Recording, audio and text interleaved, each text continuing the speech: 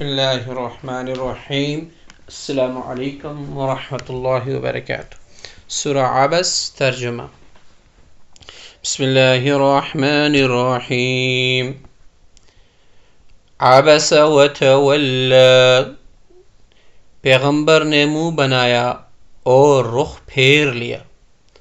ان جاءہ الاعمی،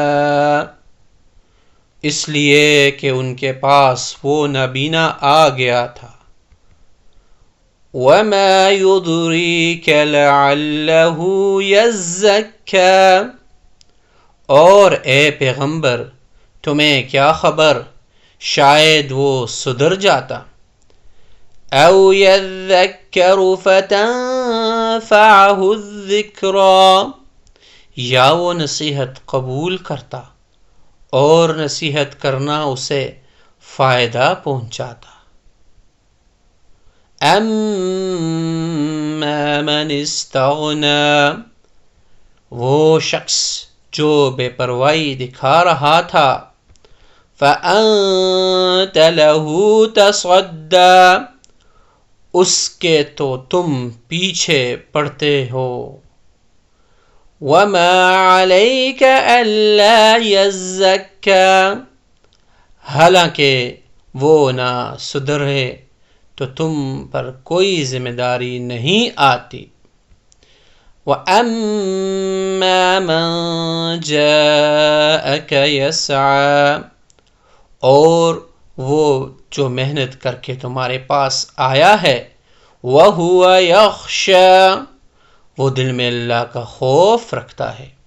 فَأَنتَ عَنْهُ تَلَهَّىٰ، اس کی طرف سے تم بے پرواہی برتنے ہو۔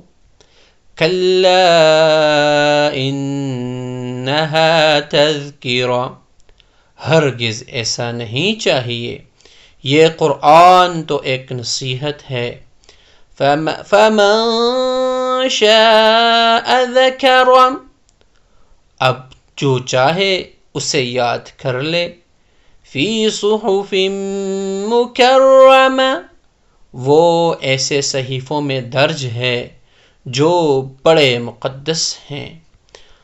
مرفوعۃ مطہرہ، اونچے رتبے والے ہیں، پاکیزہ ہیں۔ بِأَیْدِی سَفَرَہ، ان لکھنے والوں کے ہاتھ میں رہتے ہیں۔ کرام بررہ، جو بڑی عزت والے ہیں، بہت نیک ہیں۔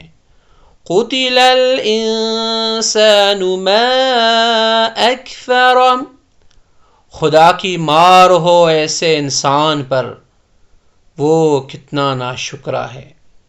من ای شیء خلق، وہ ذرا سوچے کہ اللہ نے اسے کس چیز سے پیدا کیا۔ من نطفۃ خلقہ فقدر، نطفے کی ایک بوند سے اسے پیدا بھی کیا، پھر اس کو ایک خاص انداز بھی دیا۔ ثم السبیل یسر، پھر اس کے لیے راستہ بھی آسان بنا دیا۔ ثم اماتہ فاقبر، پھر اسے موت دی اور قبر میں پہنچا دیا۔ ثم اذا شاء انشر، پھر جب چاہے گا اسے دوبارہ اٹھا کر کھڑا کر دے گا۔ كَلَّا لَمَّا يَقْضِ مَا أَمَرَ، ہرگز نہیں جس بات کا اللہ نے اسے حکم دیا تھا ابھی تک اس نے وہ پوری نہیں کی۔ فَلْيَنظُرِ الْإِنسَانُ إِلَىٰ طَعَامِهِ، پھر ذرا انسان اپنے کھانے ہی کو تو دیکھ لے۔ اَنَّا صَبَبْنَا الْمَاءَ صَبًّا، کہ ہم نے اوپر سے خوب پانی برسایا۔ ثم شققنا الارض شقا، پھر ہم نے زمین کو عجیب طرح پھاڑا. فأنبتنا فيها حبا، پھر ہم نے اس میں غلے اگائے. وعنبا وقضبا، اور انگور اور ترکاریاں. وزیتونا ونخلا، اور زیتون اور کھجور. وحدائق غلبا، اور گنے گنے باغات. وفاکہۃ وابا، اور میوے اور چارہ. متاعا لکم ولانعامکم، سب کچھ تمہارے اور تمہارے مویشیوں کے فائدے کی خاطر. فَإِذَا جَاءَتِ الصَّاخَّةُ، آخر جب وہ کان پھاڑنے والی آواز آ ہی جائے گی، اس وقت اس ناشکری کی حقیقت پتہ چل جائے گی. یوم یفر المرء من اخیہ، یہ اس دن ہوگا جب انسان اپنے بھائی سے بھی بھاگے گا.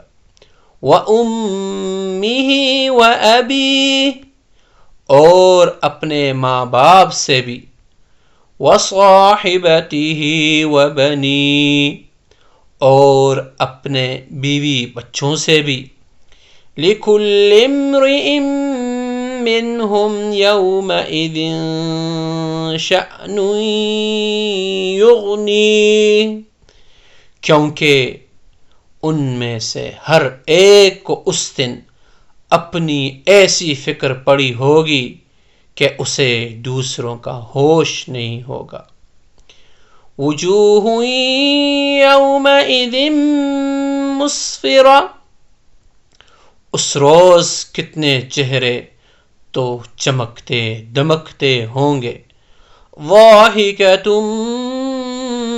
مستبشرہ، ہنستے خوشی مناتے ہوئے. وجوہ یومئذ علیہا غبرہ، اور کتنے چہرے اس دن ایسے ہوں گے کہ ان پر خاک پڑی ہوگی. ترہقها قترہ، سیاہی نے انہیں ڈھانپ رکھا ہوگا. اولئک هم الکفرۃ الفجرہ، یہ وہی لوگ ہوں گے جو کافر تھے، بدکار تھے. صدق اللہ العظیم. یہ ترجمہ شیخ الاسلام مفتی تقی عثمانی صاحب دامن برکاتہم عالیہ کے آسان ترجمہ قرآن سے لیا گیا ہے. جزاک اللہ.